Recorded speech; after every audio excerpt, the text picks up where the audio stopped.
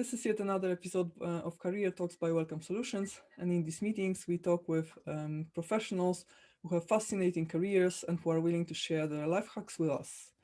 And today I have great pleasure to introduce Maura Declercq-Mindrila, who is an entrepreneur and an owner of Staff, a network-based international STEM recruitment company providing staffing, employer branding, and consultancy services. She studied law in Dutch and French at the Catholic University of Leuven in collaboration with HUBrussel and the St. Louis University in Brussels. She then got a degree in fashion at the Akademie of Fashion and Design in Hamburg, Germany. And after having successfully completed 2 internships in the Belgian Federal Parliament with Senator Martine Taelman and with Deputy Hilde Vautmans, and being a board member of Open VLD Grimbergen, president of Jong VLD Grimbergen, and PR and the communication manager for the Blue Ladies and LIMA, she got to know the political world inside and out. Maura has a broad range of experiences in the legal, pharmaceutical, sales, online marketing, ICT, real estate, and public sector. She has founded 2 companies so far, Style Affair, that provides elite custom-made styling and production services for international particulars and corporate clients, and Staff. She's a polyglot speaking in 6 languages and a passionate networker. Thank you so much, Maura, for joining us today. I'm so glad to see you again, and thank you so much for accepting our invitation. You have an amazing career behind, and it's hard to believe looking at you, as you are still so young, yet already so accomplished. And I'm very happy to see you today, and I'm curious how this whole career looks from your own perspective. So I'm very curious how it all looks behind the scenes, because when one looks at your LinkedIn profile and at your professional way of presenting yourself, it looks perfect. It looks like you got it all. You had an easy start. You have a shiny career. Everything went easy for you, but I'm sure there were many points in time during your career when it didn't look as shiny and as easy as maybe it might from the outer perspective. So could you tell us a little bit more how your career looked behind the scenes and what strategic decisions you had to make, and maybe some of the decisions that you feel very proud that you took, but also maybe some decisions didn't pan out as good ones. So tell us how it looks behind the scenes. All right. Thank you so much, Natalia, for inviting me. I'm very honored to be on your podcast. Yes, you're right. It was a journey. It was quite a heavy journey at times. And I think the main reason why I had so many career switches is because I think it's difficult when you are a person with many interests, and if you like many different things, if you are good at many different things. For me, it has always been difficult to choose, and somehow people always wanted to put me in a box and to put a label on me. And this has never really worked. It started already with my choice of study in university. I was really doubting between studying medicine or law, which is completely different, I know. But again, I'm a person with many different interests. So I actually chose law. And I don't regret it. So I'm very, very happy. It was a very interesting study, and it has helped me tremendously throughout my career. However, I wish maybe afterwards, looking back, that I had studied medicine, because I am also a very structured mind, and sometimes I wish I would have had this very scientific frame, this very interesting background that scientists have. Now, to make up for that, I have read a ton of nerdy scientific books. So I think I caught up pretty well on that side. But yes, the difficulty started already there with making choices. I'm not a person who is a doubter. Usually when I make a choice, I can make a choice pretty quickly and I can really stick to it. But then after my studies, I was faced with the choice of going to work for a big law firm, maybe going to work for a smaller law firm, or just start on my own. Now, I have looked into law firms. I have looked into all the possibilities. And pretty quickly, I discovered I knew what I wanted and I couldn't really find it anywhere. So then I started my own company in international M&As. So, you know, also when I finished university, I graduated and I had a feeling I still knew nothing. And this feeling has never left me. It's actually one of my mottos in life. I really believe that I know nothing. And this helps me to view things always from a fresh perspective, to be open and to really absorb knowledge. Then I started that company to my own surprise. I think it was beginner's luck. It went well. And I had a lot of fun. I started networking a lot during that time because obviously I needed clients, I needed connections. And as you have mentioned in the intro, I did my internship in the Belgian Senate and Chamber of Representatives. So this is where my networking seeds have actually been planted. I've been very active in politics in Belgium, which opens doors and gives you really interesting contacts. Why do I mention this? Because this is also something that I have always used throughout my career. My love for making connections, for connecting people, from sparring and learning from people. I think this is very important. So after my career in M&As, I got the opportunity to recruit on the pharmaceutical markets. And as you know, I always had a passion for science. So for me, this was so interesting. It was really a bridge between what I knew, between business, between my law background, which I could also use in this job, and between the whole science world.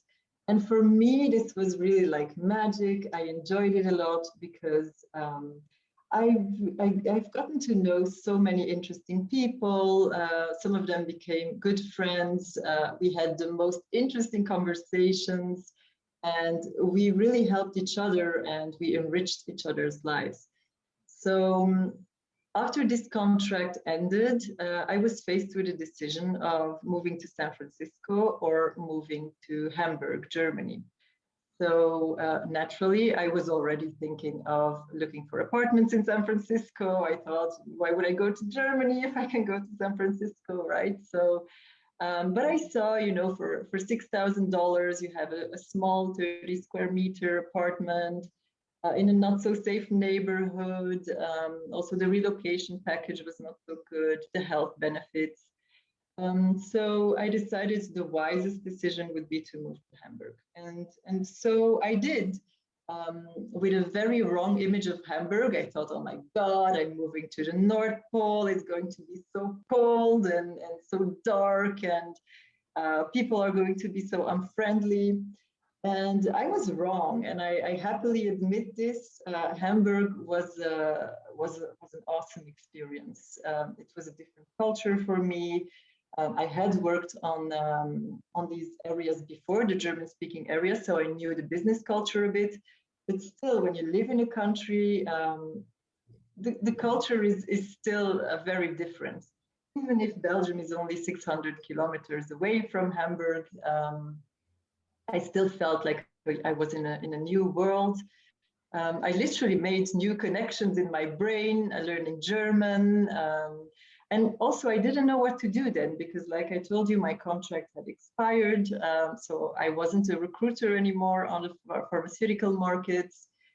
And I had no idea. And this is one of the first times in my life that I had no answer. And I was literally asking myself, what now? I'm in this country where people speak another language. I didn't know anybody at first. The first 3 months were pretty challenging as well, because we moved in winter. And I don't know if you've ever been to Hamburg, but winters in Hamburg are very gloomy, very dark, very cold. So that didn't help either. And, you know, I met some people, and some of them started to see my love for fashion, because this is also one of my many interests. And they said, why don't you just go and study fashion instead of just doing a language course or any other course and wasting your time? Study fashion, and who knows, maybe you'll do something with it. I started my own company with my business partner that I have met in the IMD, the Akademie für Mode und Design in Hamburg. I also learned German perfectly. I did speak it already a bit before, but I mean, it really helped, obviously, studying in German. And I had so much fun. You know, it was a whole new world for me, coming from corporate, from the legal world, having fun in fashion, you know, meeting photographers. This was a whole other and new crowd. And you know, I got new perspectives on life. It was really enriching. We had fun, but we also had a lot of very dramatic moments. It was an experience to own a fashion company, especially having no contacts, no knowledge at all. So I felt really challenged in a good way, and I had to grow a lot on in a very short period of time. And this is what I mostly take out of it. Now, in the meantime, I was also heavily networking in Hamburg. I became an ambassador for Internations, which is a large expat community. And I became an ambassador for the newcomers. So every newcomer that entered Hamburg and that was a member of Internations, I welcomed into the city, and it was very special because you had this special bond with these people. They were, for them, you were one of the first people they met in the city, and these are relationships that I still have and I still hold on to very dearly. So yeah, this was Hamburg in a nutshell. After almost 4 years in Hamburg, I started suffering a bit from the weather. So I decided one day, I literally woke up and I decided I am moving to Madrid. Rome and Paris are my favorite two cities. And for me, Madrid is the perfect mix. It has amazing architecture, good food. You can live outside. It has great weather. The biggest luxury here are the sunny blue skies, I guess. So I decided to move to Madrid, but I didn't know what I wanted to do. And I strongly believe in serendipity. So one day I was literally sitting in an airplane next to a gentleman. We exchanged business cards. We got talking. He was looking to staff his office in Romania. So we just exchanged business cards, and 1 month later, after I found out that he was a director of a big ERP company in Hamburg, he threw me in a conference call with his board of directors, announcing me like the new recruiter for Bucharest. So I called my tax advisor in Germany, asking him how we could convert a fashion company as soon as possible into a recruitment company. And this is how my current company was actually born. So Style Affair was the fashion company you've mentioned, and now I own a company called Staff. So today we are active in 5 different European countries. We are based in Madrid. We made the move. And we specialize in executive search and the search of senior technical profiles, which I also love working on because I love technology as well. So that's a brief overview behind the scenes. I hope this answers your question. Perfect. it does, although I have a lot of questions after hearing your story. And my first question is, why Madrid and not Barcelona? Why? I get that all the time.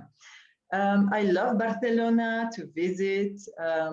I needed a dry climate. After Hamburg, I mean, you need to live there to understand. It's a bit like New York. It's very, very humid all the time. And I was longing for a drier climate. Now, of course, Barcelona has the beach. It has a bit more humidity than Madrid. So only for that reason would I have chosen Madrid.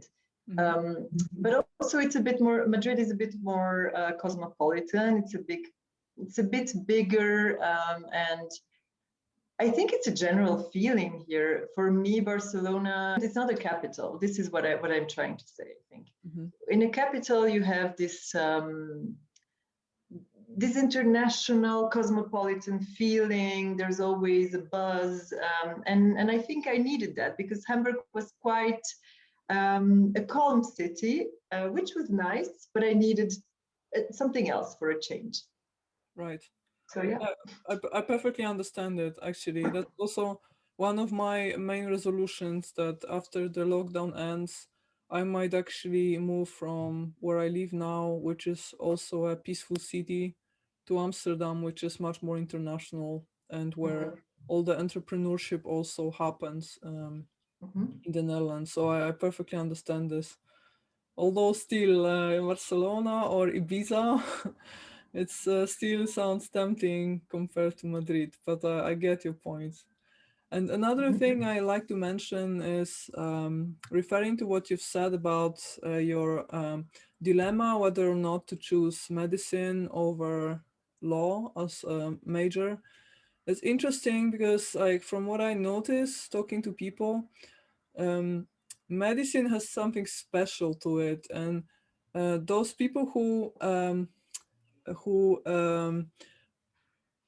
wonder whether or not they should become doctors and eventually go for another major, they often regret it for the rest of their lives, or at least they still have afterthoughts. What if I chose medicine? And that often happens. That, for instance, happened to my own mother. She decided to become an engineer. She went after rational mind rather than listening to her heart that was telling her to choose medicine.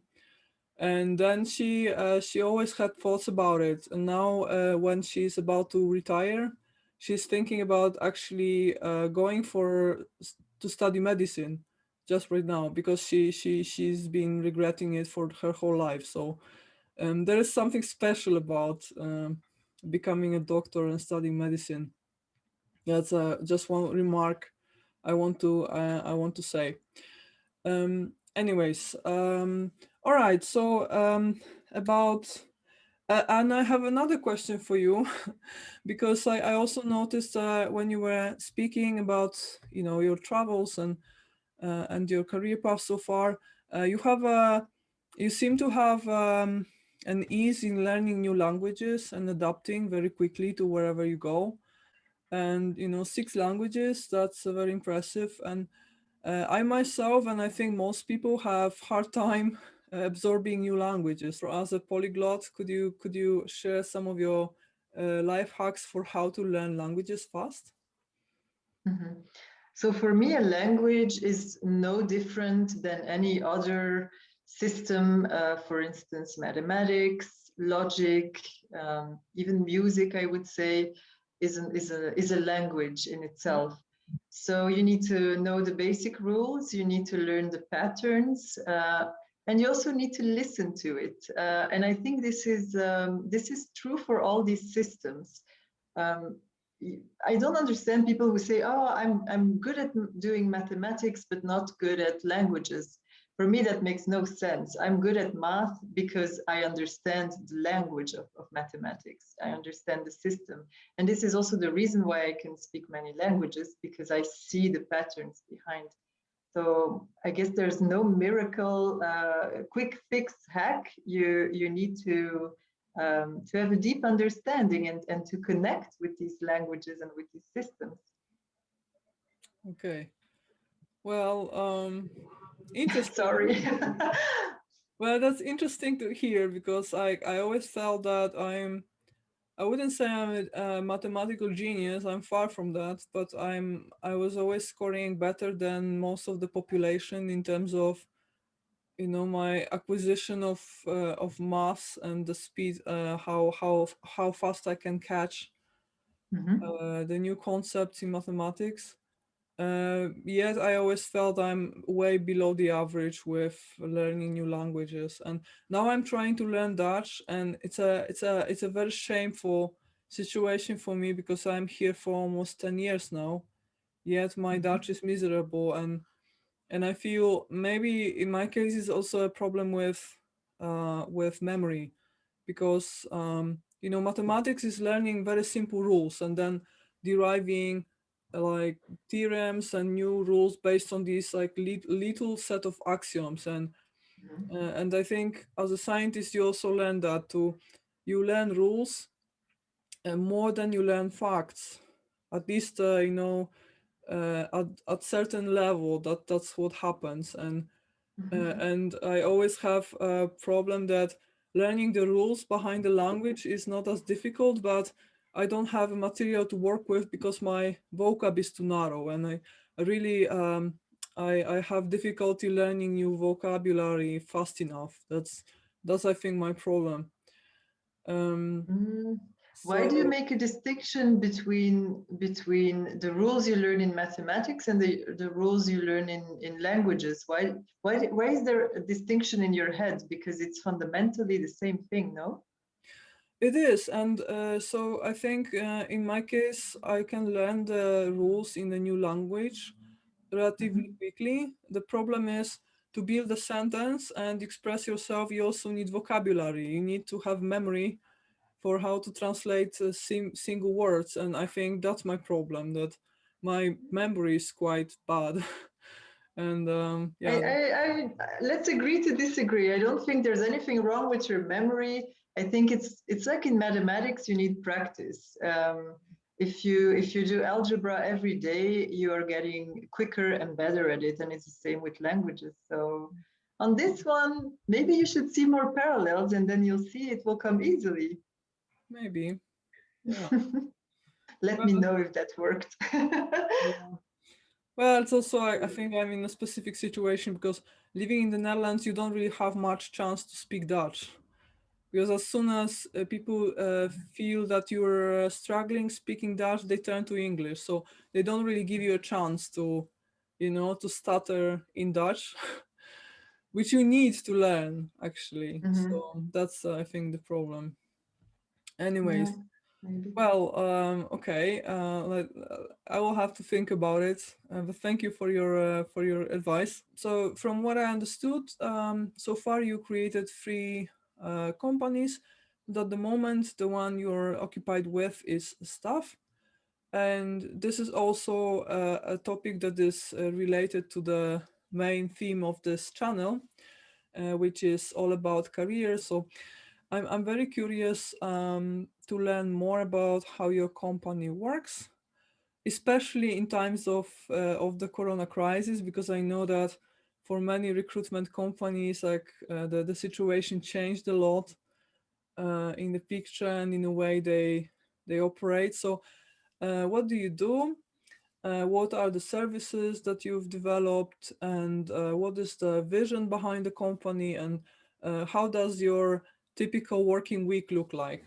Okay, a lot of questions to answer. Okay, so basically, I have the job of a headhunter now, in theory, which is very strange for me because I'm not a real headhunter. I see myself as sort of an undercover headhunter because really I am a serial connector. This is what I do, and I'm a networker. So, going to look for people, to hunt them, to try to convince them that my client is better than where they currently work, and just try to sell them some kind of dream job is not my way. So this is not what I do. Um, I would say I like to get to know people. And what I'm telling you now is basically part of my fundamental philosophy behind the company, right? So I like to get to know people, to try to understand where they are coming from, maybe what they are running away from. This is always interesting to understand. And fundamentally, I try to let them tell me where they want to go, what their vision is, and where they would ideally want to be. So I like to believe that my job is actually to play a little part in co-creating that future along with them.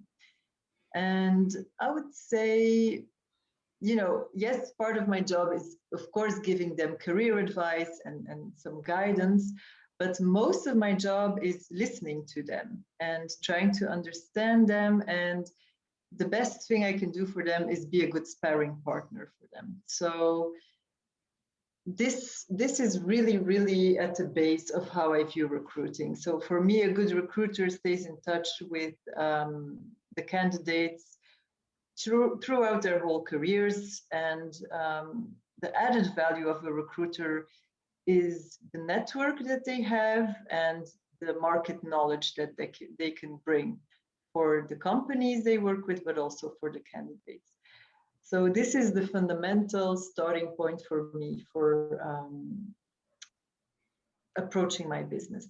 Now, yeah, you also asked me maybe where I find my candidates or how I work. So I would say candidates find me, some of them, and some candidates I find. And, I'm a networker. I'm an active member of 18 different network organizations globally. I also actively organize networking events. I used to do offline events, of course, before the pandemic hit. Now it's more online. So I really, really believe in keeping in touch with my network, in providing content for my network, in providing guidance, in being a good sparring partner. This is really the basis of how I work. Now, a typical work week is one where I have my Thursdays and my Fridays filled with at least 10 to 11 Zoom calls. And the rest of the week is really being in touch with my clients, do updates, see whether they are looking for new profiles. I always try to work with my clients from, starting from their need, and I also do that with the candidates. Mm-hmm. So I feel it's really important to understand what their culture is, what their way of thinking is on both sides, and as a recruiter to match this need, to try to provide a solution and to meet this need. So this is fundamentally how I view recruitment. I don't know if this answers your question.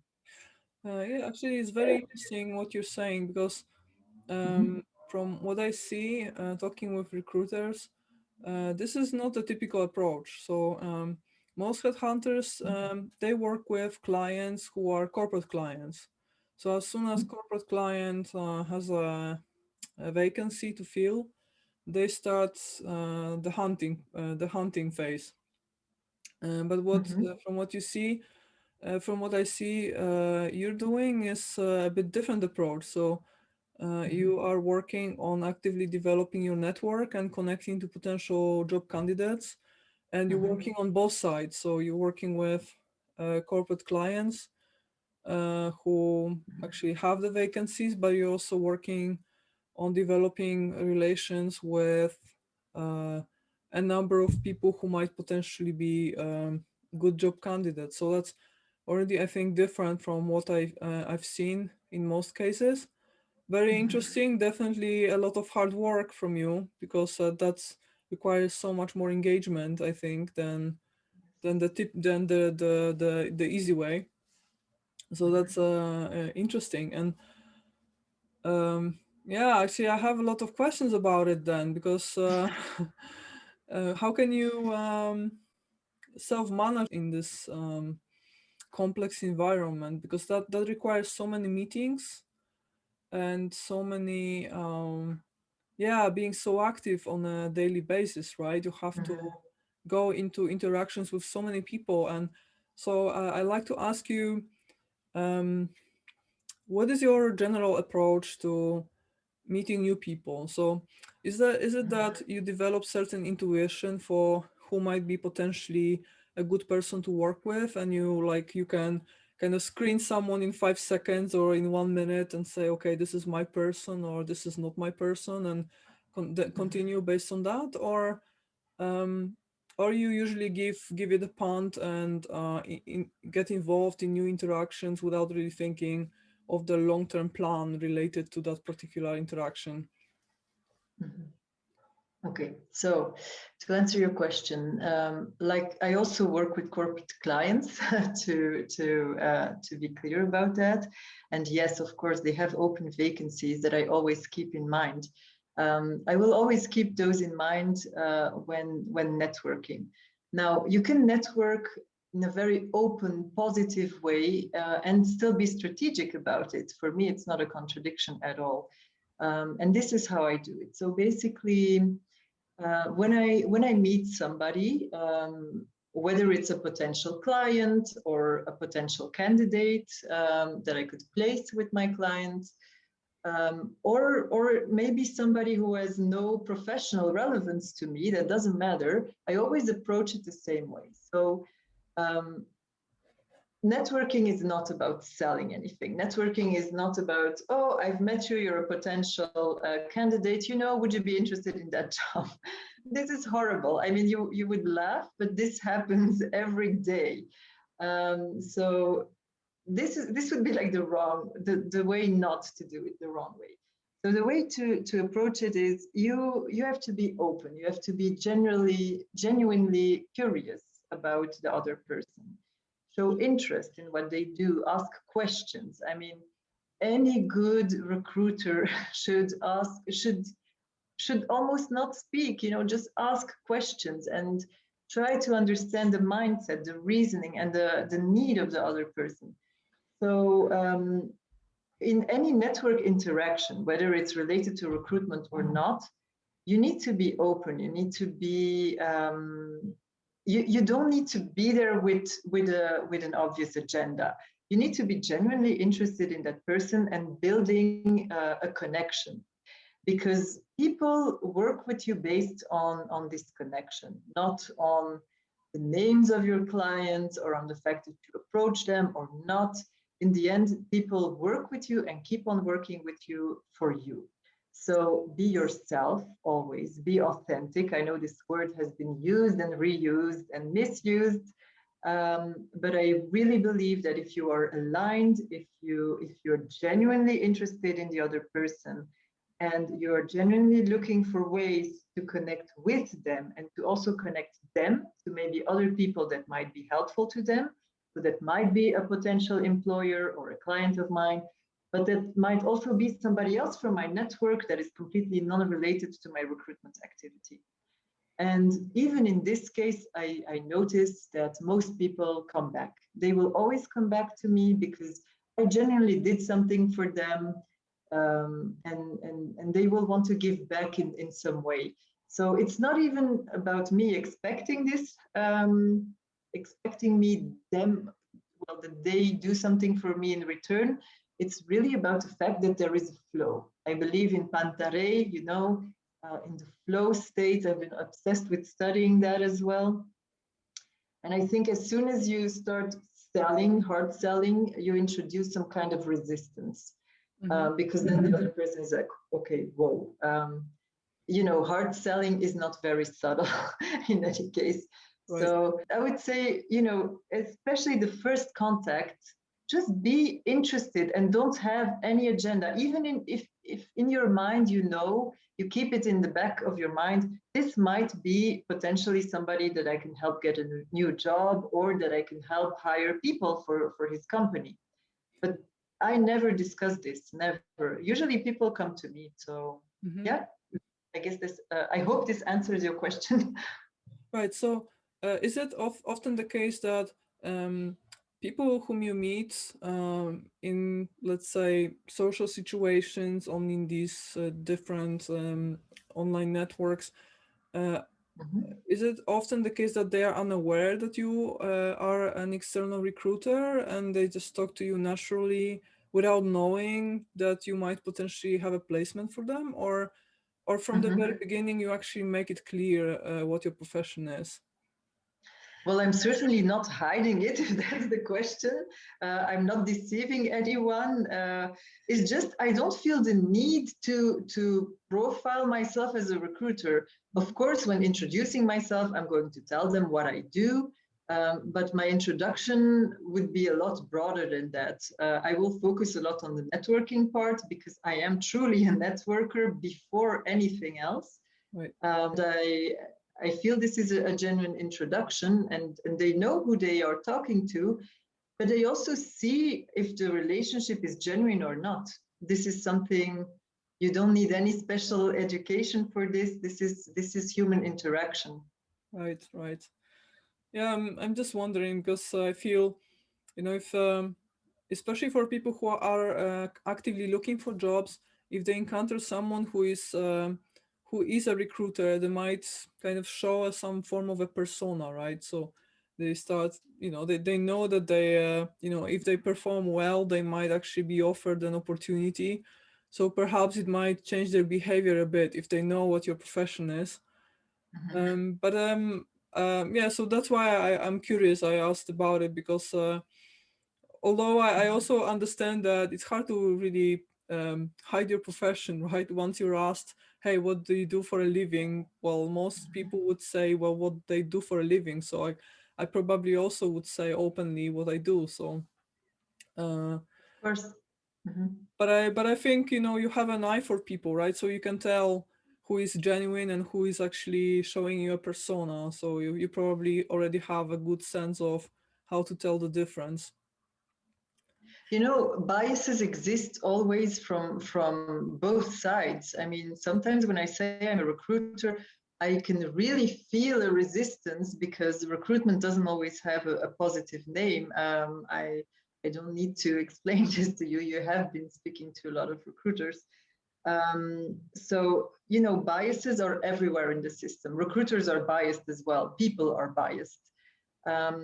We have, however, many systems to try to soften these biases. And we are aware of that as well.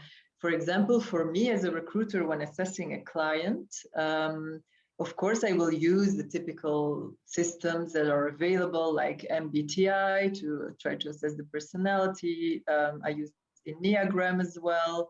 HBDI I use. Well, basically, all the systems that are out there, I know them, I use them.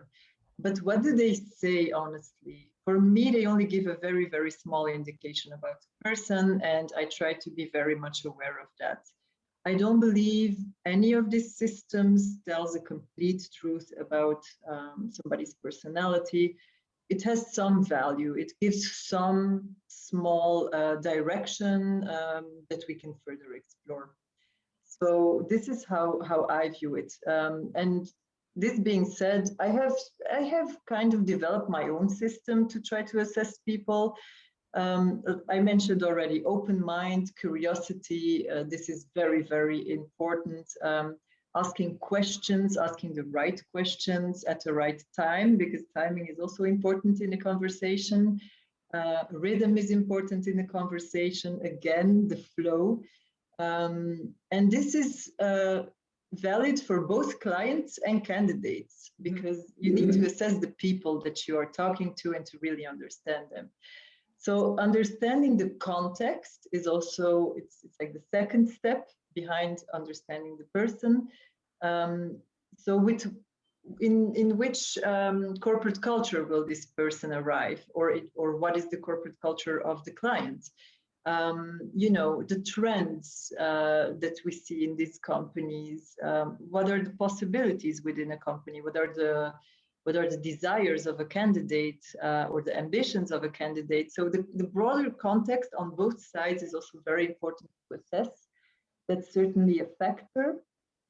then I'm thinking you also need to understand the intrinsic motivations and objectives of a person. So I've referred to it earlier as the need. So basically, I want to know, if you are a candidate, what are you running away from and what are you running towards? I really need to understand this, because my job is to make sure that your needs are met. And it's the same thing from the client side.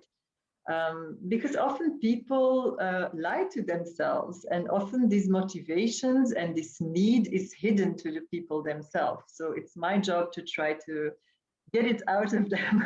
Okay, this sounds very, it sounds like torture, but I promise you it's not. I fully agree, and I can see that a lot of people change jobs for this yeah, to run away from their current job, and that's this is not a progressive way of building a career, and indeed it often happens in academia as well. So many PhD graduates, they just run from their boss, from the toxic environment, and change careers, mostly thinking about what they don't want and what they run from, and that's rarely ends up with a good story. Actually, it's much better to focus on what you actually want and try to orient yourself at that.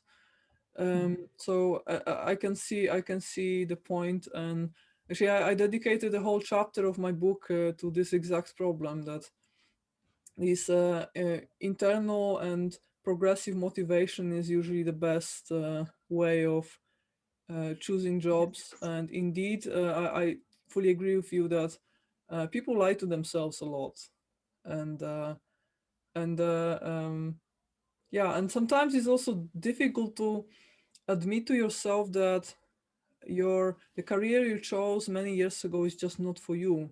Like, people don't have that natural you have to have a stop loss at some point. At some point, even if you spend 5, 10, 15 years in a place where that is suboptimal, it's still better to admit it to yourself. Hey, I should have spent the last 10 years of my life different, probably, because it's not healthy for me, and I should now find a better place where I can develop myself better. But many people just are not willing to admit to themselves to put that stop loss and then admit to themselves that they made a suboptimal choice.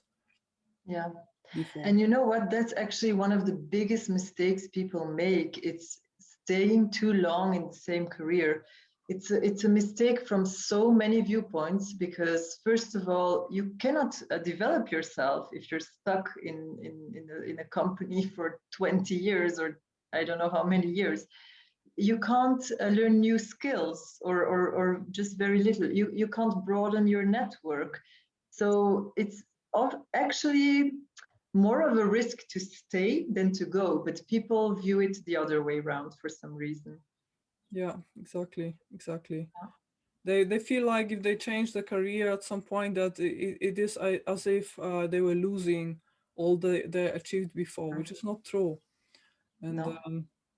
especially if you're on a career track like academic career track, where it's a bit like a karate school. You have these belts, and you try to build up to the higher and higher degree. And then at some point, if you step out, it looks like you lose all your accomplishment up to that point. That's how it feels. And yeah, that's the difficult part. And actually, I would like to also comment on what you said about the tests. So I fully agree with you that aptitude tests, they are only an indication. And I myself built a psychometric test. I was studying psychometrics, and at the moment I'm actually working on a project that is very exciting to me. It's also a test that is meant to help people better choose career paths, so that they can build value in the job market in the way optimal for them, and in the environment that is optimal for them. And I have to say, I know how these tests are developed, and it's all about statistics. So they only give you statistical results, but there are always outliers, and it's always only a probability. It's all based on probability. So a test can only give you some indication and some little guidance and additional help in making decisions, but it should never take a decision for you. So it's just a little indication that it's worth taking. But indeed, the ultimate decision of how to progress with your career is always yours, and it should be a combination of multiple different factors, not only one test or a battery of tests. But for me, actually, some of the tests I've made in the past helped me in some ways. For instance, I've also, I remember I've done 16 personalities test based on MBTI, and I learned that I'm a protagonist, and that actually helped me because I always felt that I'm a bit of an outlier, and I'm a bit like I'm always with people, but I'm never a part of any particular circle of mutual adoration, any particular group. That I talked with everyone, but I'm never a part of a clique, and I can find like common tongue with people, but I'm never really closely related to any particular group. And now when I got this result and I learned that some people are just there, they're always kind of outside thinking about the society, but they're always like a little bit like standing on the side and trying to be objective. And that's actually a good thing. Then that also helped me to choose the career track that I eventually chose. And I started treating this as my strength, not as my liability. So, so that test really helped me. So I can tell that, even if tests, they will never show you the path like 100% with 100% certainty, they can help you also see the features that you might perceive as your weaknesses as strengths, actually. So that's why I think they are still valuable. Yeah, but for instance, there are things you cannot see about yourself unless you record yourself and you really analyze. Yeah. But one system that I also use, I studied facial expressions a lot and micro expressions. I'm fascinated with all of this, and I've been using it in my work as well.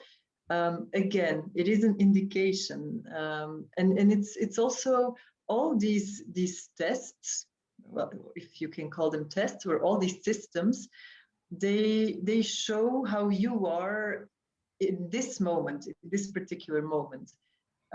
Now, a test like MBTI, for instance, they claim that you have these attributes from birth and that they are fixed and that they don't change. I mean, this has not been scientifically proven. I don't want to say this as a law because it is not. It's not written in stone. So I'm trying to, basically the point I'm making is all these tests, yes, they have a value and it's interesting to know. It gives some information, an indication, but it's just a very teeny tiny piece of the puzzle. And you would need to do a lot of these tests and use a lot of different methods and different approaches to start getting a holistic image of how somebody's personality is and evolves. There is a lot of intrapersonal variability, not only from, let's say, youth till like old years, but even from day to day. So even the amount of coffee you drink in the morning can affect your like level of irritability or impulsivity during the day, and that can influence the results of your personality test, let's say. And the same person Absolutely. with different air pressure behind the window and different weather and different amount of coffee, they can actually the results can vary a lot from day to day.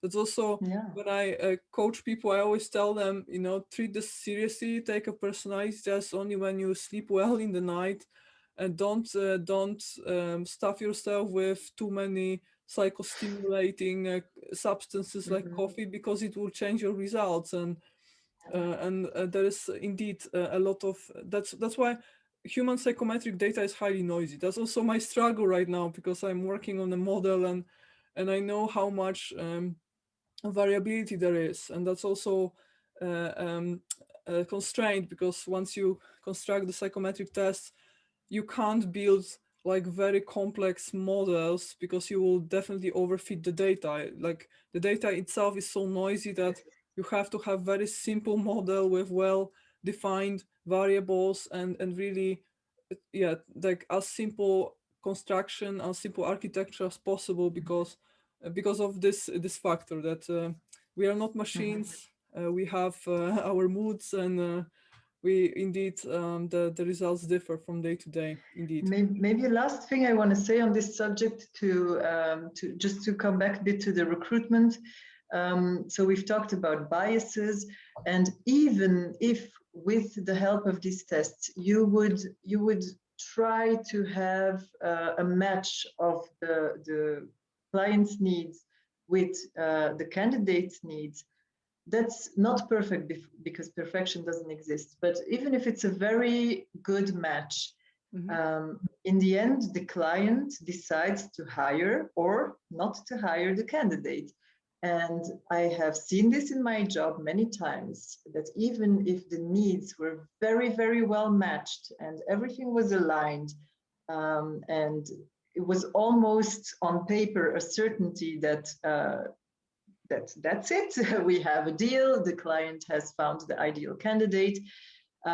Many of these candidates were rejected by the client just because there was not what we say a click or a chemistry from human to human. And this is something that no model can predict. I'm sorry. Well, I haven't encountered that model yet. Maybe yours could help us with that. But yeah, that was actually the last point I wanted to make. It's a very, very subjective process, the recruitment process. Yes. And these systems, they can't really help us achieve or influence the results. This is also, I have to fully agree with this. So these like quantitative methods such as tests, they can only help in pre-screening candidates, but eventually it's always indeed building a team is always a personal interaction, and that's also something I always hear from recruiters, that in the end you might, you have to, there must be a spark. Yes. And I myself, now I have a company, and if I decide to work, like at the moment I work with subcontractors only, but even with the subcontractors, I like collaborating with people for longer. But indeed, I only collaborate with those with whom I not only do projects, but it's also like there is some fluency in the way we talk with each other, and there is some humor in it. There is some personal connection, and that's what makes me enthusiastic, and like that's how I also feel more motivated to teach them more, like give them more than just a paycheck, to help them career-wise as well.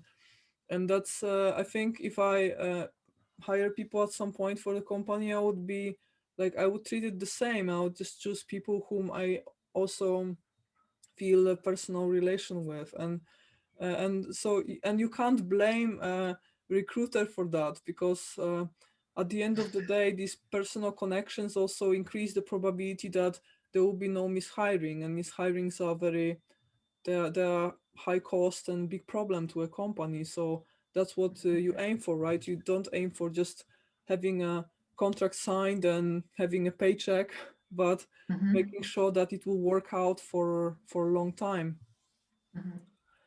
Okay, so I'd like to ask you now a question that I was recently talking with a lot of recruiters about, and asking them exactly the same question, and I'm just curious about your opinion here. Is there any situation you recall when you recommended a candidate who did not entirely fit the description of the job in 100%, yet eventually got hired and turned out to be a very good person for the job? So in other words, does it often happen that you might get a position, get a job, even if you don't fulfill all the requirements on the list that are listed in the job offer? Thank you for your question. Well, actually, this happens all the time. in my experience. We almost never place candidates who are 100% fit compared to the job description. And I think personally, this is a great thing because there is no such thing as the perfect candidate. If somebody else has told you that, well, I'm agreeing to disagree with them. Why is it great? Because, you know, think about it. It's logical. If I would find the perfect candidate for a company, that means that this candidate is already very experienced in doing what they are already doing. So first of all, there is no perspective for this candidate. Why would he change if he cannot improve himself, if he has to do the exact same job that he was doing for all these years at his previous employer? So that's one thing. Then there's no learning curve or a very, very small learning curve. Maybe he will learn at the beginning because it's a new company, but in the end, the tasks that he will have to perform would be the same and would be repetitive. There would be very little or no sparring with the teammates and with trying to align the team. Again, because this person knows what to do, is already self-driven, doesn't really need sparring anymore for this role. So where is the motivation for that poor person? I mean, I wouldn't want to do that to anyone. For me, that's like a recipe for disaster. And I think it would make somebody very unhappy. Don't you think? I'm just saying. Yeah, I mean, I myself, I wasn't in the situation yet, so I'm just trying to relate right now. But I know what you mean. So if you're aiming for exactly the same type of position, just in another company, what's the development there? And that's I understand. At some point, you might just want to refresh your environment and start just working with a different group of people and choose just do this diagonal type of promotion where you apply for a position that is quite similar but maybe a little bit better paid than in a different company, just to refresh your working environment. I mean, I'm trying to imagine such a situation. I think many people do that, but I see what you mean. If someone wants exactly the same as before, then how, you know, that's maybe not the best sign that indeed they are not going forward. That's I see. I have some advice for the clients. So for the companies that are looking to hire talent, I have some very, very valuable advice, and this has helped my clients too. As everything in life, I really believe in the Pareto optimal, the 80-20 rule. So as a client, look for the essential traits that you need in a candidate and be flexible for the rest. Because in the end, there's a gap or there's a bridge. There's a gap that needs to be bridged, I mean, between the client and the candidates. So my recommendation would be, as a company, hire for mindset, because skills you can train. If the person has the right mindset, and nowadays with distributed and asynchronous working, the right mindset, I can have like a whole conversation on this. Of course, there's like a whole list of things I could say, but I'm just going to say a few things. High integrity, high intelligence, high energy, somebody very self-driven and that really wants to contribute to the company. I think this was also said by Naval Ravikant. He's the founder of AngelList, but I'm not sure anymore. I might have this from him. So this is very important. And also as a company, please be flexible, be open to surprises. Because if you have a very predictable candidate, how will this person elevate your team? How will they be able to surprise you? Because, they expect, on the one hand, some employers expect, initiative from candidates, expect the candidate to elevate the team. But on the other hand, the candidate also needs to be, very predictable and to behave in a certain pattern. So for me, that's like very contradictory. So if you're a hiring manager, please don't hire copies of yourself. I don't think this will make any addition or any added value for your team. Be open and hire on mindset. So these are my tips. Right. A very good point. A very good point, and I'm sure that many viewers watching this episode will feel much better after hearing what you've just said, because it gives a lot of hope. Indeed, people have a desire to grow. Everyone, like people who finish academic positions, academic education, but everyone else, like we are actually a developed society in which we already have all these like low layers of the Maslow's pyramid already filled in, right? So yes, we have shelter, we have a pension plan, we don't have to worry about being getting homeless and hungry, and we have a network, we have friends, like we have all these, and most of us are healthy, like most people, they are at the stage where like they have space to work on their goals, purpose, becoming better, transcending themselves. So all these like very high levels of the Maslow's pyramid. So if recruiters actually value that, that's perfect, right? yes. Um, But you've mentioned 2 points that just triggered me a bit, because it's not, I gave tips now for the companies or for the employers, but the same tips, I mean, are valid for the candidates. So if you are a candidate wanting to change jobs, do not focus on salary. You mentioned that, Maslow's pyramid. Most people, especially PhDs, don't need to complain about their salaries. They are not badly paid. They are not dying of hunger. On the contrary. So if any employer sees, this is actually one of the mistakes people make. If an employer sees that somebody is more driven by salary, it's not really motivating, because that's not the right mindset to have. The second thing you mentioned is also having high expectations as an employee. It's nice, you can have your expectations, but again, 80-20. What is the minimum you need to be very happy and to move forward in your life, in your career, in your job? And all the rest doesn't have to be a deal breaker necessarily. Sometimes people have too much biases, too much assumptions. This is actually a third point. You didn't mention it, but I want to throw it in there. Sometimes they listen too much to their colleagues, and their colleagues say, "Oh, don't go work for that company because I heard this and this and that." Or they hear a company's name and then they read something in a newspaper and I think, oh my God, I cannot work for that company because I read this and this and that in the newspaper. Or job titles. That's also something that I don't understand. If the job content is interesting, if it's an added value to you, if it would help you elevate your career and help you evolve and learn, why wouldn't you take it? This is something that I don't understand. So it's, yes, you have it on both sides, because it's a cycle. It's, again, I'm back with my flow. It has to flow in both directions.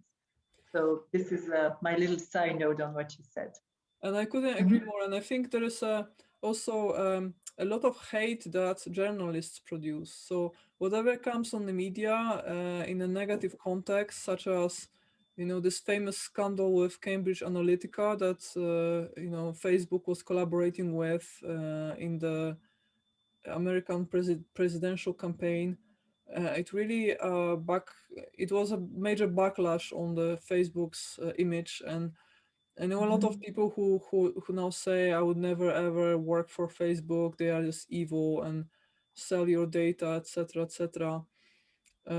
But I know people who work for Facebook. Some of them are my friends from studies, and they love it. And Facebook is an amazing employer. Actually, whoever doesn't believe it, you can also check Glassdoor reviews. They are extraordinarily good, and they treat their employees very well. They also have many many projects that are pro-humanity and charity projects, but you will never learn it from press, because press and like journalists, they are paid for clickbaitish content, and clickbaitish content is negative. So and it's much easier to get clicks from turning a company or a public figure into a villain than talking truth. And that's why you should always take with a grain of salt what you see on the media and what you read in newspapers, because this is written by people who are paid for creating hate, in fact.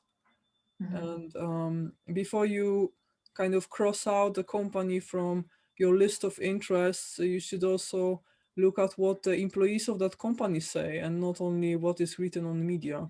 Yeah, and I mean, you mentioned Glassdoor. I also want to make a little side note.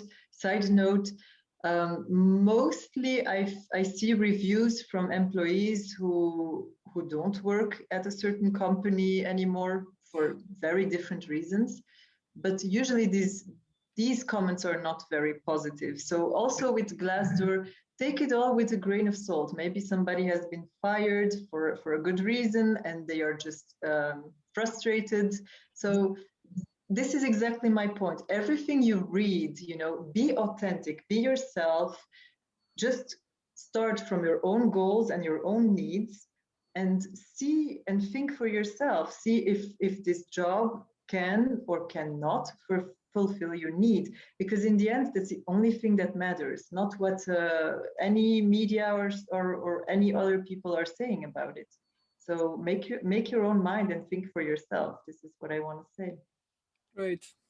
Great. And I would say if you have personal contacts, then they are more reliable than what you see on the internet. That's as well. But even then, don't trust anybody. Make your own opinion. This is what I would say. Cool. Actually, I cannot help saying that among all people, I think what people that I enjoy the most personally are those who subvert expectations. And I really like that about you, because you look like a supermodel, but when one talks with you, it's really like jaw dropping, how many things you do. And I can imagine all these guys who kind of, meet you at a party at some social event, and then, they just come to you, just showing off, and is trying to, make a good impression, only to learn that you're the smartest person in the room, not them. Aww, And that's so sweet. yeah, that's super cool. And okay, so lastly, I like to ask you if you have maybe some general advice for the job hunters, people who actually, especially now in times of the corona crisis, are in a bad need to find a new placement. And maybe if you could also say what are the most common mistakes that people make while looking for jobs, and some general advice that might help them to improve on their strategies to find a good job. Okay, so we have mentioned a few already, like the do's and the don'ts. I would start with have a clear vision of what your objectives are and what you want and who you are, and never lose sight of that. I would even want to add to that your agenda. Only your agenda matters, because it's your life, it's your career. How many times have I not been told, yeah, but you can't do that because you don't have a background in that, or la la la. I mean, don't listen to anybody. If you are interested in something, if you believe that you can do it, go for it and do it. So that's my number one advice. If you don't know who you are, what you want, there are so many tools and so many people out there that can help you. There are career coaches. There are all these tests that we've just spoken about. And personally, I recommend just going to a psychologist and having them properly assess things. Because, I mean, I'm not hating on coaches at all, but I see many coaches popping up everywhere. So just be selective and make a well-informed decision before working with anyone. This is also valid for recruiters, by the way.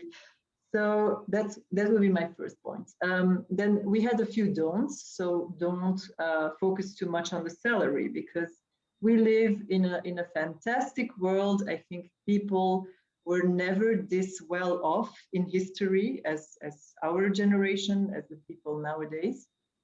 So especially PhDs, I mean, yeah, they do not get paid like low hunger salaries. So don't focus on that. Focus on job content and focus on what you want and what you can learn and what you can and want to achieve. So that would be a thing. I had another one and it's slipping my mind. Yeah, we also discussed that one, but really assess the risk of staying somewhere and not making a move. So are you staying in your current role because you're afraid of the risks? Are you afraid of losing maybe your years of experience that you've built in the company? What are you afraid of? You know, make this assessment for you. And I always ask this question to all my candidates. What are the implications of you staying where you are? Because everybody is always freaking out about, oh my God, what will happen if I leave? I will come in unknown territory. That is true. But what is the potential? Make this SWOT analysis for yourself. So this is an important one. 80-20 is for all people. I would recommend it all the time. Really define your priorities, define the minimum things you need to move forward and move forward. Always choose flow, choose movement, choose action over perfection. This is something I have learned myself. I've struggled with a lot as a perfectionist, but in the end, choose action over perfection. Trust me. It's really what any entrepreneur, professional, anybody can really use in their life. I think we need to stop. Right. Well, indeed. I mean, not making a decision is also a decision. That's something that people often forget. And absolutely. Also, not like most people are deathbed, they regret things they didn't do. They don't regret things they did. So that's I fully agree with you. Very well. Yeah, very well said. I would say progress over perfection. This is what I would say. Great. Fantastic. So lastly, could I ask you about for all the people who are interested in working with you or meeting you in person, how is it possible to contact you? What is the best way? I am an open networker in LinkedIn. I warmly invite everybody who likes to link to send me an invitation on LinkedIn. And I would gladly follow up with a one-on-one call. They can send me an email. I'm pretty reachable. So I'm pretty open for contacts. So they are welcome to contact me anytime. And I can maybe also reveal that the place where I met Maura first was Lunch Club. It's a free app where you can schedule one-on-one meetings with interesting people who have similar interests to yours. And it's a bit of a gamble. It's a lottery because you never know with whom we will be matched. And I hit the jackpot. I got me too. Me too. And then we talked, and then after 15 minutes, we already knew that there will be a follow-up for sure. Definitely. Great. Thank you so much, Maura, for joining us today, for all your wonderful, wonderful insights, and to everyone who is who successfully came to the end of this episode. I mean, this is for real. If you would like to connect with Maura, please drop her a message and connect with her on LinkedIn.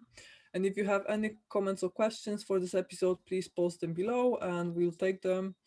And of course, if you would like to get more of this type of content, please subscribe to this channel. And we wish you all the best and have a great day. Thank you so much, Maura, for coming. Thank you, Natalia, for inviting me. Thank you for giving such great content out into the world. And yeah, enjoy your day, enjoy the weekend. Thank you.